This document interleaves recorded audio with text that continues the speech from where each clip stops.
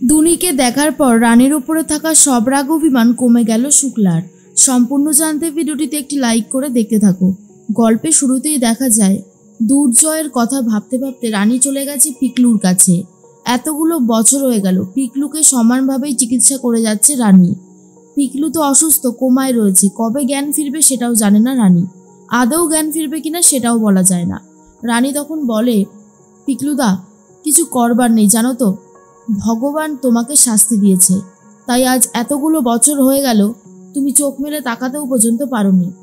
তবে তুমি চিন্তা করো না, আমি সবসময় তোমার সাথেই আছি, তোমাকে আমি সুস্থ করে তুলবই। তুমি যে ক্ষতি করেছো আমার মেয়ের, সেই ক্ষতি তো তোমাকেই সরাতে হবে, তাই না? ক্ষতিপূরণ তোমাকে দিতেই হবে পিকলুদা। জানো, আজ থেকে দুর্জয়ের দেখাশোনা করব আমি, সেই দায়িত্ব আমার উপরে এসেই পড়েছে। কিন্তু তাই বলে তুমি ভেবো না যে তোমার ওপরে কোনো দায়িত্ব আমি পালন করব না। তোমার ওপরেও সমস্ত দায়িত্ব আমি পালন করব, কারণ তোমাকে তো সমস্ত সত্যিটা স্বীকার করতেই হবে। তাই তোমাকে বাঁচিয়ে রাখাটা দরকার। আমি চাইলেই তোমাকে শেষ করে ফেলতে পারি, কিন্তু তাহলে তো আমি অপরাধী, সেটা সারা জীবন সবাই জানবে। সবাই যে সত্যিটা জানতে পারবে না। সবাইকে সত্যিটা জানাতে হলে অবশ্যই তোমার সুস্থ হওয়াটা ভীষণ ইম্পর্টেন্ট। এই বলেই ইঞ্জেকশন দিয়ে দেয়, আর আজকের মতো পিকলুর ওপরে সমস্ত ডিউটি শেষ হয়। অন্যদিকে দুর্জয়ের জ্ঞান ফিরে আসে। দুর্জয় জ্ঞান ফিরে আসতেই তাকিয়ে বলে, ধুস, ঘরটা এইভাবে অন্ধকার করে রেখেছে কেন? কিছুই তো দেখতে পাচ্ছি না, কি যে করে না সত্যি বুঝতে পারি না। এর মধ্যেই চেঁচামেচি করতে শুরু করে। তখনই অনিশা, রনক, সনক সবাই চলে এসেছে আর বলে, ব্যাপারটা কি হলো? হ্যাঁ, আচ্ছা, আমি তো বুঝতে পারছি না ঘরের লাইটটা কেন অফ রয়েছে। অনিশা তখন বলে, জয় জয় তুই একটু শান্ত হ। জয় তখন বলে, এই তো অনিশা, এই এরকমভাবে লাইটগুলো অফ করে রেখেছিস কেন? আমি তো কিছু দেখতে পাচ্ছি না। তখন রনক বলে, বলছিলাম কি ভাই, একটা খারাপ খবর আছে। অ্যাক্সিডেন্টে তোর চোখটা একটু ড্যামেজ হয়ে গেছে। তুই এখন চাইলেও দেখতে পারবি না, কয়েকটা দিন তোকে অপেক্ষা করতে হবে। ভালো চিকিৎসা করলে তুই সুস্থ হয়ে যাবি। এরপরেই দুর্জয় কথাটা শুনে উঠে পড়ে আর বলে, এটা হতে পারে না, এটা কোনোভাবেই হতে পারে না, আমি এটা মেনে নিতে পারছি না। কেন হচ্ছে এমনটা? না না, এটা তো একদমই ঠিক হলো না। অনিশা বলে, তুই একটু শান্ত হ জয়, আমি তো আছি, বল তোর কি আমার উপরে একটুও বিশ্বাস নেই? আমি তোকে ভালো ডক্টরই দেখাবো, তুই শুধু আমার কথাটা একটু শুনে একটু রেস্ট নে। কিন্তু দুর্জয় খুব ভেঙে পড়েছে। অন্যদিকে দেখা যায় রানী এসে সবটা বলে আদিত্যবাবু, প্রমথেশ আর বন্দনাকে। বন্দনা বলে, তুমি তাহলে এই বাড়ি ছেড়ে চলে যাবে? তোমাকে যে আমরা খুব ভালোবেসে ফেলেছি। রানী বলে, কে বলেছে আন্টি আমি এই বাড়ি থেকে চলে যাব? এই বাড়ি আমাকে সব দিয়েছে।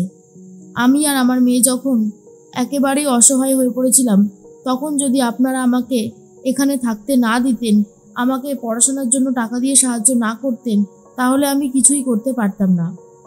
আমি কিন্তু আমার নিজের বাবার বাড়িতেও যাইনি, আমি আপনাদের বাড়িতে পড়েছিলাম। আমি এখনো বলছি, আপনাদের ঋণ আমি কখনোই শোধ করতে পারবো না। বন্দনা বলে, তাহলে যে বলছি চলে যাবে? তখন বারবার করে রানী বলে, আসলে আমি চলে যাব না, দুর্জয়ের দেখাশোনা করতে আমাকে কয়েকটা দিন এই বাড়িতে যেতে হবে, তবে রাতের বেলা আমি বাড়ি ফিরে আসবো, আমি ওখানে থাকতে যাচ্ছি না। আর হ্যাঁ, দুর্জয় আমার স্বামী, ও আমার উপরে রাগ অভিমান করে বিদেশে চলে গেছিল। আজ যখন বিদেশ থেকে ফিরে এসেছে, ওর এত বড় একটা অ্যাক্সিডেন্ট হয়েছে, ওর পাশে যদি আমি না দাঁড়াই তাহলে কি হবে আন্টি, বলুন না? তখন আদিত্যবাবু বলে, সে আমি জানতাম এমনিও যে তুমি এই চাকরিটা করবে না, তুমি এখানে একটা চাকরি করতে। তুমি যখন ডাক্তার হয়েই গেছো, তোমাকে ম্যাক্সিমাম সময়টাই পেশেন্ট দেখতে যেতে হবে বাইরে, তো তুমি যে এখানে থাকবে না সেটা আমি জানতাম, আর মেন্টালি প্রিপেয়ার্ডও ছিলাম। রানী বলে, আমি কিন্তু একবারও বলিনি যে এখানে থাকবো না, আমি সকালটা যেভাবেই থাকি না, কারণ রাতের বেলা আমি আন্টির কাছেই ফিরে আসবো, আন্টিকেও দেখতে হবে না।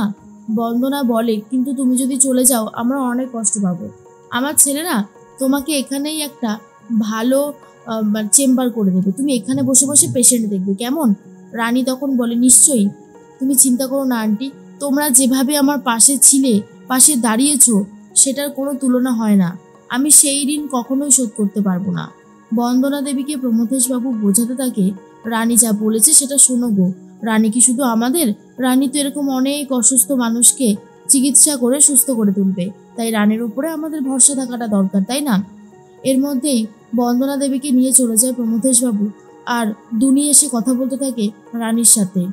রানী তখন বলে, এই যে দুনি, তোমাকে নিয়ে আমি ঘুরতে যাব একটা সুন্দর জায়গায়। তখন দুনি বলে, কোথায় যাব? রানী বলে, সেখানে গেলে তুমি তোমার নিজের মানুষদের দেখতে পাবে। দুনি তখন বলে, তাই? তাহলে তো যেতেই হবে। এই বলেই রানী দুনিকে নিয়ে গাড়ি করে বেরিয়ে পড়েছে। অন্যদিকে জয় আসবে বলে সবাই মিলে তোড়জোড় শুরু করে দিয়েছে। মাধুরী সকাল সকাল রান্নাও করে ফেলেছে। আর তখনই বলে, আজকে তো রানীও আসবে, খুব আনন্দ হচ্ছে। পিঙ্কি বৌদি বলে, এই যে মাধুরী, তোমরা কিন্তু বড্ড বেশি কথা বলছো। একটা কথা শুনে রাখো, রানী যে এই বাড়িতে আসছে সেটা শুধু আমরা জানবো, আমরা, আর কেউ না। রানী কিন্তু এখানে ভয়েস দেবে না, কথাটা ভালো করে মাথায় রেখো। এর মধ্যেই শুক্লা তখন বলে, আচ্ছা মেজ বৌমা, বলছি ওই জয়ের জন্য স্যুপটা বানিয়েছো তো? তখনই মাধুরী বলে, হ্যাঁ মা, স্যুপ বানানো হয়ে গেছে, আমি সকাল সকাল আগেই স্যুপটা বানিয়ে রেখে দিয়েছি। এর মধ্যেই বিনায়ক আসে, আর তখন শুক্লা বলে, ছেলে তো আজকে বাড়ি ফিরছে, সারাটা সময় তো ছেলেটার বিপরীতে গিয়ে কথা বলো। আজ কাঁদছো কেন তুমি এইভাবে? আমাদের ছেলে তো সুস্থই আছে, চোখের নার্ভ যেটুকু খারাপ হয়েছে ডাক্তার বলেছে চিকিৎসা করলে আস্তে আস্তে সুস্থ হয়ে যাবে।